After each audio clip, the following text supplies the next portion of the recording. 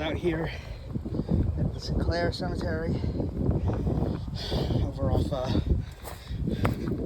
Jordantown area, Port Auger, and getting ready to reset one of these markers that we repaired here, and went to go and put in the little brace that I used to hold it while I mortar it, and one going in, and go to figure out why, and it's a rock, and I don't know if it's going to come out in the video, but it's broken, unfortunately.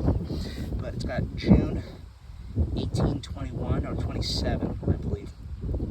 So the question is, can I find the top half of this marker and to identify just who this is?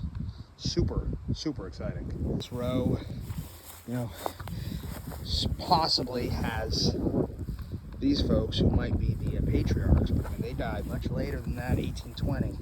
So that is an early burial. So that's really exciting, and that's the luck, but also the value of kind of probing around. I mean, every one of these markers here, all I mean, I guess not all four, but several of them, all the footstones were all down and sunken. And I think that this is a phenomenon that is pretty common here, and I think people kind of, I don't know, out of fear, I'm surprised that folks aren't more willing to just kind of poke around and probe, because a lot of times they're right on the, I mean, this was right on the surface. Occasionally they've sunk quite deep, but oftentimes they're right on the surface, just down. And there's a lot of information that we captured here. This is going to be a challenge if we don't get a name to identify who that may be, as Bedford death registers don't, you know, they begin in 1853, and I mean, this is predating that by 30 years. If this is a adult, then you know, this may be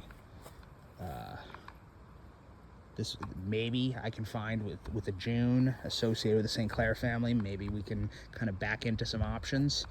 Unfortunately, I'm missing the exact date. Would have been right here somewhere. Maybe June. It looks like a 4, actually. I think I see a 4, 20 or 14 or 24, 18. Said it looked a lot better as soon as I pulled it out. So you'll have to get it wet or get a flashlight to really get it. But we could maybe see if we can back into it. But if it was a child or an infant, they probably, you know, they may not exist in any records at all. So stay tuned for more. This is just pretty cool.